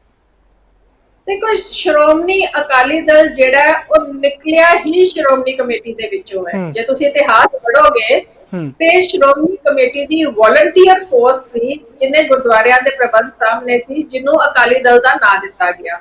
ਸੋ ਸਮੇਂ ਦੇ ਨਾਲ ਇਹ ਉਹਦਾ ਪੋਲੀਟੀਕਲ ਕੈਰੈਕਟਰ ਆ ਗਿਆ, ਸਮੇਂ ਦੇ ਨਾਲ ਬਹੁਤ ਕੁਝ ਬਦਲ ਗਿਆ। ਹੁਣ ਇਸ ਵਕਤ ਮਸਲਾ ਇਹ ਨਹੀਂ ਕਿ ਇੱਕ ਪਾਰਟੀ ਹੈ, ਮਸਲਾ ਇਹ ਹੈ ਕਿ ਲੋਕੀ ਕਿਉਂਕਿ ਇੱਕ ਪਰਿਵਾਰ ਵਿਸ਼ੇਸ਼ ਟੌਪ ਦੀਆਂ ਪੋਜੀਸ਼ਨਸ ਦੇ ਉੱਪਰ ਆ ਗਿਆ ਹੈ, ਔਰ ਇਹ ਪੰਥਕ ਮਸਲੇ ਪੰਥਕ ਸੋਚ ਦੇ ਨਾਲ ਚੱਲਣੇ ਚਾਹੀਦੇ ਸੀ। ਆਮ ਲੋਕ ਮਹਿਸੂਸ ਕਰਦੇ ਨੇ, ਅਸੀਂ ਵੀ ਬਹੁਤ ਵਾਰ ਮਹਿਸੂਸ ਕਰਦੇ ਹਾਂ ਕਿ ਉਹਨਾਂ ਦੀ ਦਖਲਅੰਦਾਜ਼ੀ ਬਹੁਤ ਜ਼ਿਆਦਾ ਹੈ, ਨਾ ਉਹ ਸਿਧਾਂਤ ਸਮਝਦੇ, ਨਾ ਉਹਨਾਂ ਨੂੰ ਮਰਿਆਦਾ ਦੀ ਸਮਝ ਹੈ, ਤੇ ਦਖਲਅੰਦਾਜ਼ੀ ਆਪਣੀ ਪੂਰੀ ਹੈ। ਹੁਣ ਇਹ ਗੁਰੂ ਗ੍ਰੰਥ ਸਾਹਿਬ ਦੇ ਮਸਲੇ ਦੇ ਵਿੱਚ ਵੀ ਸਭ ਤੋਂ ਵੱਡਾ ਦੋਸ਼ੀ ਤਾਂ ਉਹ ਬੰਦਾ ਹੈ ਜਿਹੜੀ ਇਹਨਾਂ ਤੇ ਆਖਿਆ ਇੱਕ ਫਰਮ ਲੱਗੀ ਹੋਈ ਸੀ, ਉਹ SS ਕੋਹਲੀ ਵਾਲੀ। ਹੁਣ ਜਿਸ ਬੰਦੇ ਨੇ ਹਰ ਬਿੱਲ ਪ੍ਰੀ ਆਡਿਟ ਕਰਨਾ ਹੈ, ਸਟੋਰਾਂ ਵਿੱਚ ਜਾ ਕੇ ਮੇਲਣਾ ਹੈ ਕਿ ਲੈਜਰ ਤੁਹਾਡੇ ਸਹੀ ਹਨ, ਜਿਨੇ ਤੁਹਾਡੇ ਹਰ ਬਿੱਲ ਦੇ ਉੱਪਰ ਕ੍ਰਾਸ ਚੈੱਕ ਕਰਨਾ ਹੈ, ਸਾਈਨ ਕਰਨਾ ਹੈ, ਕਿ ਉਸ ਬੰਦੇ ਨੇ ਇਹਨੇ ਸਾਲਾਂ 'ਚ ਕੀ ਕੀਤਾ? ਜੀ ਸਾਲ ਦੀ 1 ਕਰੋੜ ਰੁਪਈਆ ਤਨਖਾਹ ਲੈ ਰਿਹਾ ਸੀ, ਤੇ ਕੀਤਾ ਕੀ ਉਹਨੇ? ਜਿੱਥੇ ਅਕਾਊਂਟ ਦਾ ਕੰਮ ਆਏਗਾ, ਜਿੱਥੇ ਸਾਰੀ ਗੜਬੜੀ ਹੈ, ਉਹਨੂੰ ਪਤਾ ਹੀ ਕੋਈ ਨਹੀਂ ਲੱਗਾ ਜੀ। ਔਰ ਇਹ ਉਹ ਬੰਦਾ ਹੈ ਜਿਹਨੂੰ ਕਿ ਐਗਜ਼ੈਕਟਿਵ ਨੇ ਮਤੇ ਕਰਕੇ 2-3 ਵਾਰ ਡਿਸਮਿਸ ਕੀਤਾ, ਪਰ ਉਹ ਮਤਾ ਲਿਖਣ ਤੋਂ ਪਹਿਲੇ ਬੰਦਾ ਵਾਪਸ ਆ ਜਾਂਦਾ ਸੀ।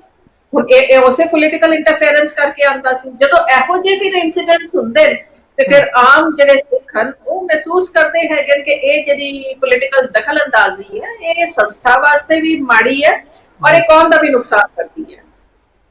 ਤੇ ਜਿਸ ਵੇਲੇ ਕਹਿ ਲਈਏ ਕਿ ਚਲੋ ਸਵਾਲ ਵਾਜਬ ਤਾਂ ਹੋਏਗਾ ਨਹੀਂ, ਜਿਸ ਵੇਲੇ ਸਾਲ ਦੇ ਵਿੱਚ ਮੌਕਾ ਆਉਂਦਾ ਜਾਂ 2 ਸਾਲ ਬਾਅਦ ਮੌਕਾ ਆਉਂਦਾ ਸ਼੍ਰੋਮਣੀ ਗੁਰਦੁਆਰਾ ਪ੍ਰਬੰਧਕ ਕਮੇਟੀ ਦੇ ਪ੍ਰਧਾਨਗੀ ਦੇ ਲਈ ਬੈਠਦੇ ਨੇ, ਐਗਜ਼ੀਕਿਊਟਿਵ ਕਮੇਟੀ ਪੂਰੀ ਬਹਿੰਦੀ ਹੈ, ਮੈਂਬਰ ਪਹੁੰਚਦੇ ਨੇ ਸਾਰੇ, ਤਦ ਉਸ ਵੇਲੇ ਜਿਸ ਵੇਲੇ ਪ੍ਰਧਾਨ ਦੀ ਚੋਣ ਹੋਣੀ ਹੁੰਦੀ ਹੈ, ਮੈਂਬਰਾਂ ਦੇ ਨਾਲ ਰਾਏਸ਼ੁਮਾਰੀ ਕੁਝ ਹੁੰਦੀ ਹੋਏ, ਵੋਟਿੰਗ ਹੁੰਦੀ ਹੋਏ, ਅਜਿਹਾ ਕੁਝ ਹੁੰਦਾ ਹੋਏ, ਸਾਨੂੰ ਸਭ ਪਤਾ ਹੈ, ਸੰਗਤਾਂ ਵੀ ਜਾਣਦੀਆਂ ਨੇ, ਲੇਕਿਨ ਜਿਸ ਵੇਲੇ ਤੁਸੀਂ ਸਪਸ਼ਟ ਕਰੋਗੇ, ਆਪਣੇ ਮੂੰਹੋਂ ਦੱਸੋਗੇ, ਤਾਂ ਤੁਹਾਨੂੰ ਸੁਣਨਾ ਚਾਹੁੰਦੀਆਂ ਨੇ ਸੰਗਤਾਂ।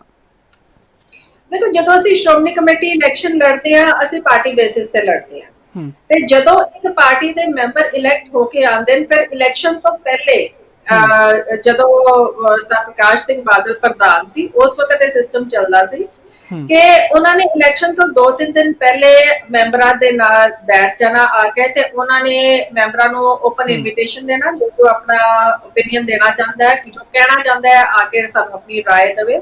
ਤੇ ਹਰ ਕੋਈ ਆਪਣਾ ਗਿਲਾ ਸ਼ਿਕਵਾ ਜਾਂ ਜੋ ਸੁਜੈਸ਼ਨ ਹੁੰਦੀ ਸੀ ਵੀ ਕੀ ਹੋਣਾ ਚਾਹੀਦਾ ਹੈ, ਹਰ ਕੋਈ ਜਾ ਕੇ ਦੇ ਆਉਂਦਾ ਸੀ। ਜੇ ਤੁਸੀਂ ਪਾਰਟੀ ਦਾ ਇੱਕ ਪ੍ਰਧਾਨ ਬਣਾਇਆ, ਆਪਣੀਆਂ ਸੁਜੈਸ਼ਨਸ ਓਪੀਨੀਅਨ ਸਾਰੇ ਦੇ ਆਏ ਹੋ, ਅਖੀਰ ਤਾਂ ਉਹਨੂੰ ਤੁਸੀਂ ਅਧਿਕਾਰ ਦਿਓਗੇ ਫੈਸਲਾ ਕਰ ਲਵੇ। ਸੋ ਇਸ ਤਰ੍ਹਾਂ ਹੁੰਦਾ ਰਿਹਾ, ਪਰ ਪਿਛਲੇ ਸਮਿਆਂ ਦੇ ਵਿੱਚ ਕਦੀ ਸ਼੍ਰੋਮਣੀ ਕਮੇਟੀ ਮੈਂਬਰਾਂ ਦੀ ਸੁਣੀ ਜਾਂਦੀ ਹੈ, ਕਦੀ ਨਹੀਂ ਸੁਣੀ ਜਾਂਦੀ, ਪਰ ਕਿਉਂਕਿ ਸਾਰੇ ਜਦੋਂ ਪਾਰਟੀ ਇੱਕ ਦੇ ਨਾਲ ਜੁੜੇ ਹੋਏ ਤਾਂ ਫਿਰ ਜਿਹੜਾ ਫੈਸਲਾ ਹੁੰਦਾ ਉਹਦੇ ਉੱਪਰ ਆਮ ਤੌਰ ਤੇ ਸਾਰੇ ਸਹਿਮਤ ਹੋ ਜਾਂਦੇ ਜੀ। ਬਿਲਕੁਲ, ਕਿਉਂਕਿ ਜਿਸ ਵੇਲੇ ਦੂਸਰਾ ਟੈਨਿਓਰ ਸ਼ੁਰੂ ਹੋਇਆ ਅਵਤਾਰ ਸਿੰਘ ਮੱਕੜ ਦਾ, ਉਸ ਤੋਂ ਬਾਅਦ ਪ੍ਰੋਫੈਸਰ ਕਲਿਆਣ ਸਿੰਘ ਬਡੂੰਗਰ ਸਾਹਿਬ, ਜਿਸ ਤੋਂ ਬਾਅਦ ਹੁਣ 2 ਸੈਸ਼ਨ ਆਪਣੇ ਭੁਗਤਾਨ ਜਾ ਰਹੇ ਨੇ ਗੋਬਿੰਦ ਸਿੰਘ ਲੌਂਗੋਵਾਲ। ਬਹਿਰਹਾਲ ਅਸੀਂ ਮੁੜ ਤੋਂ ਇਸੇ ਟੌਪਿਕ ਦੇ ਉੱਤੇ ਆਉਂਦੇ ਹਾਂ। ਸੰਗਤਾਂ ਦੇ ਮਨ ਦੇ ਵਿੱਚ ਇਹੀ ਹੈ ਕਿ ਜੀ ਜੇਕਰ ਛਪਾਈ ਹੁੰਦੀ ਸੀ ਗੁਰੂ ਗ੍ਰੰਥ ਸਾਹਿਬ ਜੀ ਦੇ ਸਰੂਪ ਦੀ, ਉਸ ਤੋਂ ਬਾਅਦ ਇਹ ਕਈ ਗਲਤੀਆਂ ਪਾਇਆ ਜਾਣਾ, ਅਤੇ ਸੰਗਤਾਂ ਨੇ ਜੇਕਰ ਕਮੇਟੀ ਨੂੰ ਦੱਸਿਆ ਵੀ ਕਿ ਜੀ ਸਰੂਪ ਦੇ ਵਿੱਚ ਇਹ ਕੁਝ ਮਿਸਟੇਕ ਨੇ, ਜੇਕਰ ਤੁਸੀਂ ਸਹੀ ਕਰ ਸਕੋ, ਉਸ ਚੀਜ਼ ਨੂੰ ਵੀ ਸਹੀ ਤਰੀਕੇ ਦੇ ਨਾਲ ਨਹੀਂ ਲਿਆ ਗਿਆ। ਇਹ ਕਹਿ ਦਿੱਤਾ ਜਾਣਾ ਕਿ ਜੀ SGPC ਦੇ ਖਿਲਾਫ ਤੁਸੀਂ ਛੜਯੰਤਰ ਰਚ ਰਹੇ ਹੋ, ਤੁਸੀਂ ਸਵਾਲ ਖੜੇ ਕਰ ਰਹੇ ਹੋ, ਤੁਸੀਂ ਪ੍ਰੋਪੇਗੈਂਡਾ ਤਿਆਰ ਕਰ ਰਹੇ ਹੋ, ਇਹ ਕਿਸ ਕਾਰਨ ਹੋ ਰਿਹਾ? ਉਸ ਵੇਲੇ ਵੀ ਤਾਂ ਜਵਾਬਦੇਹੀ ਹੁੰਦੀ ਸੀ ਨਾ। ਨਹੀਂ, ਇਹੋ ਜਿਹੀ ਗੱਲ ਨਹੀਂ। ਦੇਖੋ, ਅਗਰ ਪ੍ਰੂਫ ਰੀਡਿੰਗ ਦੀਆਂ ਗਲਤੀਆਂ ਔਰ ਬਕਾਇਦਾ ਜਦੋਂ ਕੋਈ ਆਪਣੇ ਘਰ ਗੁਰੂ ਗ੍ਰੰਥ ਸਾਹਿਬ ਦੀ ਬੀੜ ਲੈ ਕੇ ਆਂਦਾ, ਬਕਾਇਦਾ ਨਾਲ ਇੱਕ ਉਹਦੇ ਸ਼੍ਰੋਮਣੀ ਕਮੇਟੀ ਵੱਲੋਂ ਲੈਟਰ ਹੁੰਦੀ ਹੈ, ਉਹਦੇ ਉੱਪਰ ਲਿਖਿਆ ਹੁੰਦਾ ਹੈ ਕਿ ਅਸੀਂ ਕੋਸ਼ਿਸ਼ ਕੀਤੀ ਹੈ ਕਿ ਛਪਾਈ ਸ਼ੁੱਧ ਹੋਵੇ, ਪਰ ਜੇ ਕਿਤੇ ਗਲਤੀ ਰਹਿ ਗਈ ਹੈ ਤੇ ਅਸੀਂ ਉਹਦੀ ਮਾਫੀ ਮੰਗਦੇ, ਕਿਉਂਕਿ ਪ੍ਰੂਫ ਰੀਡਿੰਗ ਦੀ ਕਿਤੇ ਵੀ ਗਲਤੀ ਹੋ ਸਕਦੀ ਹੈ। ਇਸ ਲਈ ਉਹਨੂੰ ਪੁਆਇੰਟ ਆਊਟ ਕਰਨਾ ਔਰ ਉਹਨੂੰ ਸੁਧਾਰਨਾ ਇਹ ਸਾਡੇ ਕੰਮ ਦਾ ਹਿੱਸਾ ਹੈ। ਸੋ ਇਹਦੇ ਵਿੱਚ ਕੋਈ ਇਤਰਾਜ਼ ਕਰਨ ਵਾਲੀ ਗੱਲ ਨਹੀਂ ਹੈ, ਸਗੋਂ ਜੇ ਕਿਸੇ ਨੂੰ ਕੋਈ ਪੁਆਇੰਟ ਆਊਟ ਕਰਨਾ ਚਾਹੁੰਦਾ ਹੈ, ਉਹਨੂੰ ਜ਼ਰੂਰ ਕਰਨਾ ਚਾਹੀਦਾ ਹੈ। ਤੁਹਾਡੇ ਮੁਤਾਬਕ ਹਲੇ ਕਿੱਥੇ ਸੁਧਾਰ ਦੀ ਲੋੜ ਹੈ ਇਹਨਾਂ ਸਾਰੇ ਮਾਮਲਿਆਂ ਨੂੰ ਜੋ ਤੁਸੀਂ ਵੇਖਿਆ? ਕਿਸ ਤਰ੍ਹਾਂ ਦੇ ਮਾਮਲੇ ਦੀ ਗੱਲ ਕਰ? ਇਹੀ ਮਾਮਲੇ ਦੀ ਗੱਲ ਕਰ ਰਹੇ ਹਾਂ ਜਿੱਥੇ ਘਪਲਾ ਸਾਹਮਣੇ ਆ ਰਿਹਾ ਕਿ ਜੀ ਸਰੂਪ ਦੇ ਦਿੱਤੇ ਜਾਣੇ, ਐਂਟਰੀ ਨਾ ਹੋਣੀ, ਸੇਵਾ ਗੁਰੂ ਘਰ ਦੀ ਕਮੇਟੀ ਦੇ ਵਿੱਚ, ਗੁਰੂ SGPC ਦੀ ਕਮੇਟੀ ਦੇ ਵਿੱਚ ਨਾ ਆਣੀ, ਗੋਲਕ ਦੇ ਵਿੱਚ। ਦੇਖੋ, ਇਹ ਜਿਹੜੀਆਂ ਗੱਲਾਂ ਨਾ, ਸਭ ਤੋਂ ਪਹਿਲੀ ਗੱਲ ਤਾਂ ਇਹ ਹੈ ਕਿ ਸ਼੍ਰੋਮਣੀ ਕਮੇਟੀ ਦੇ ਵਿੱਚ ਵੀ ਜੀ ਮੁਲਾਜ਼ਮ ਕੀ, ਮੈਂਬਰ ਕੀ, ਅਸੀਂ ਕਦੀ ਸੋਚਿਆ ਹੀ ਨਹੀਂ ਸੀ ਕਿ ਗੁਰੂ ਗ੍ਰੰਥ ਸਾਹਿਬ ਦੇ ਕੇਸ ਦੇ ਵਿੱਚ ਵੀ ਕੋਈ ਕਰਪਸ਼ਨ ਹੋ ਸਕਦੀ ਹੈ ਜੀ। ਸ਼ਾਇਦ ਇਸ ਕਰਕੇ ਕਦੀ ਫਲਾਈਂਗ ਵਾਲੇ ਉੱਥੇ ਚੈਕਿੰਗ ਕਰਨ ਗਏ ਨਹੀਂ ਹੋਣੇ, ਕਿਉਂਕਿ ਆਮ ਗੁਰਦੁਆਰਿਆਂ ਵਿੱਚ ਫਲਾਈਂਗ ਵਾਲੇ ਜਾਂਦੇ ਹੈਗੇ, time to time stores check ਕਰਦੇ ਹੈਗੇ, ਉਹਨਾਂ ਦੇ ਰਿਕਾਰਡ ਚੈੱਕ ਕਰਦੇ, ਪਰ ਕਦੀ ਕਿਸੇ ਨੇ ਸੋਚਿਆ ਹੀ ਨਹੀਂ ਕਿ ਗੁਰੂ ਗ੍ਰੰਥ ਸਾਹਿਬ ਭਵਨ ਦੇ ਵਿੱਚ ਵੀ ਇਹ ਕੁਝ ਹੋ ਸਕਦਾ ਹੈ, ਤੇ ਇਸ ਲਈ ਇਹ ਚੈਕਿੰਗ ਨਹੀਂ ਹੋਈ। ਪਰ ਮੈਨੂੰ ਇਹ ਲੱਗਦਾ ਹੈਗਾ ਕਿ ਚੈਕਿੰਗ ਜ਼ਰੂਰ ਹਰ ਲੈਵਲ ਦੇ ਉੱਪਰ ਹੋਣੀ ਚਾਹੀਦੀ ਹੈ। ਕਰਪਸ਼ਨ ਕਿਤੇ ਵੀ ਜਿਹੜੀ ਹੈ, ਖਾਸ ਕਰ ਜਿੱਥੇ ਪੂਜਾ ਦਾ ਸਥਾਨ ਹੈ, ਉਸ ਪੂਜਾ ਦੇ ਸਥਾਨ ਵਿੱਚ ਕਰਪਸ਼ਨ ਬਿਲਕੁਲ ਐਕਸੈਪਟੇਬਲ ਨਹੀਂ ਹੈ। ਤੇ ਜਿਹੜੀ ਤੁਸੀਂ ਉਹਨਾਂ ਸਰੂਪਾਂ ਦੀ ਗੱਲ ਕਰਦੇ ਹੋ ਜਿਹੜੇ ਬਗੈਰ ਰਿਕਾਰਡ ਤੇ ਗਏ, ਤੇ ਉਹ ਵੀ ਮੈਂ ਤੁਹਾਨੂੰ ਇੱਕ ਗੱਲ ਦੱਸਦੀ ਹਾਂ ਕਿ ਜਿਸ ਤਰ੍ਹਾਂ ਹੁਣ ਪੰਜਾਬ ਦੇ ਵਿੱਚ ਤਾਂ ਇਸ ਤਰ੍ਹਾਂ ਕੋਈ ਅਨਅਕਾਊਂਟਡ ਨਹੀਂ ਜਾਂਦਾ, ਕਿਉਂਕਿ ਇੱਕ ਸਿਸਟਮ ਬਣਿਆ, ਉਹ ਸਿਸਟਮ ਦੇ ਵਿੱਚ ਹੀ ਭਾਵੇਂ ਗੁਰਦੁਆਰਾ ਹੈ, ਭਾਵੇਂ ਡੇਰਾ ਹੈ, ਭਾਵੇਂ ਘਰ ਹੈ ਕਿਸੇ ਦਾ, ਸਾਰਿਆਂ ਨੂੰ ਉਸ ਸਿਸਟਮ ਦੇ ਵਿੱਚ ਗੁਰੂ ਗ੍ਰੰਥ ਸਾਹਿਬ ਦੀਆਂ ਬੀੜਾਂ ਦਿੱਤੀਆਂ ਜਾਂਦੀਆਂ। ਪਰ ਜਦੋਂ ਪੰਜਾਬ ਤੋਂ ਬਾਹਰ ਜਾਂਦਾ ਹੈ, ਮੰਨ ਲਓ ਕਲਕੱਤੇ ਗਈ ਹੈ, ਲਖਨਊ ਗਈ ਹੈ, ਬਸ ਹੁਣ ਜੇ ਉੱਥੇ 300-350 ਬੀੜਾਂ ਲੈ ਕੇ ਗਏ, ਤਾਂ ਉਹ ਕੁਝ ਐਕਸਟਰਾ ਬੀੜਾ, ਕੋਈ 15-20-40 ਤੱਕ ਵੀ ਬੀੜਾ ਰੱਖ ਲੈਂਦੇ, ਕਿਉਂਕਿ ਜਦੋਂ ਰਸਤੇ ਦੇ ਵਿੱਚ ਉਹ ਰੁਕਦੇ, ਕਿਤੇ ਪੜਾਅ ਹੁੰਦਾ ਹੈ, ਤੇ ਉੱਥੇ ਕਈ ਵਾਰ ਲੋਕਲ ਗੁਰਦੁਆਰੇ ਦੀ ਰਿਕੁਆਇਰਮੈਂਟ ਹੁੰਦੀ ਹੈ, ਕਿਸੇ ਵੇਲੇ ਲੋਕਲ ਸੰਗਤ ਕਹਿੰਦੀ ਹੈ ਕਿ ਵੀ ਚਲੋ ਹੁਣ ਸ਼੍ਰੋਮਣੀ ਕਮੇਟੀ ਵੱਲੋਂ ਬੱਸ ਆਈ ਹੈ, ਤੇ ਉਹਨਾਂ ਨੂੰ ਖੜੇ ਪੈਰ ਉਹਨਾਂ ਦੀ ਡਿਮਾਂਡ ਹੁੰਦੀ ਹੈ। ਸੋ ਉਸ ਵੇਲੇ ਇਹ ਕਹਿਣਾ ਨਾ ਪੋਸੀਬਲ ਨਹੀਂ ਹੁੰਦਾ ਨਾ ਕਿ ਵੀ ਇਹ ਸਾਡੀ ਗਿਣਤੀ ਇੰਨੇ ਆਰਡਰ ਦੀਆਂ ਫਲਾਣੀ ਜਗ੍ਹਾ ਜਾ ਰਹੀਆਂ ਹੈਗੀਆਂ, ਅਸੀਂ ਤੁਹਾਨੂੰ ਇਹਦੇ ਵਿੱਚੋਂ ਨਹੀਂ ਦੇ ਸਕਦੇ। ਸੋ ਜਿਹੜੀਆਂ ਐਕਸਟਰਾ ਬੀੜਾਂ ਰੱਖੀਆਂ ਹੁੰਦੀਆਂ, ਉਹਦੇ ਵਿੱਚੋਂ ਉਹ ਬੀੜਾਂ ਸੰਗਤ ਨੂੰ ਦੇ ਦਿੱਤੀਆਂ ਜਾਂਦੀਆਂ। ਪਰ ਫਿਰ ਜਿਹੜੇ ਇਹ ਲੈ ਕੇ ਜਾਂਦੇ ਨੇ, ਉਹਨਾਂ ਦੀ ਡਿਊਟੀ ਹੈ ਵਾਪਸ ਆਤੇ ਸਾਰ ਉਹ ਭੇਟਾ ਜਮਾ ਕਰਾਉਣ ਔਰ ਬਿੱਲ ਕਟਾਉਣ ਕਿ ਕਿੰਨੀਆਂ ਬੀੜਾਂ ਕਿੱਥੇ ਕਿੱਥੇ ਦੇ ਕੇ ਆਏ, ਇਹ ਰਿਕਾਰਡ ਇਹਨਾਂ ਨੇ ਰੱਖਣਾ ਸੀ। ਹੁਣ ਇਹ ਜਿਹੜਾ ਰਿਕਾਰਡ ਨਹੀਂ ਰੱਖਿਆ ਗਿਆ, ਸਾਰੀ ਗੜਬੜੀ ਹੈ। ਸ਼੍ਰੋਮਣੀ ਗੁਰਦੁਆਰਾ ਪ੍ਰਬੰਧਕ ਕਮੇਟੀ ਦੇ ਵਿੱਚ ਬੀਬੀਆਂ ਦੀ ਨੁਮਾਇੰਦਗੀ ਨੂੰ ਲੈ ਕੇ ਕਿ ਵੱਧ ਤੋਂ ਵੱਧ ਜੇਕਰ ਥਾਵਾਂ, ਜੇਕਰ ਅਹੁਦੇ ਬੀਬੀਆਂ ਨੂੰ ਦਿੱਤੇ ਜਾਣ ਤੇ ਇੱਕ ਬੈਲੈਂਸ ਕਹਿੰਦੇ ਬਣਿਆ ਰਹਿ ਸਕਦਾ ਹੈ, ਇਸ ਦੇ ਉੱਤੇ ਤੁਹਾਡੇ ਵਿਚਾਰ?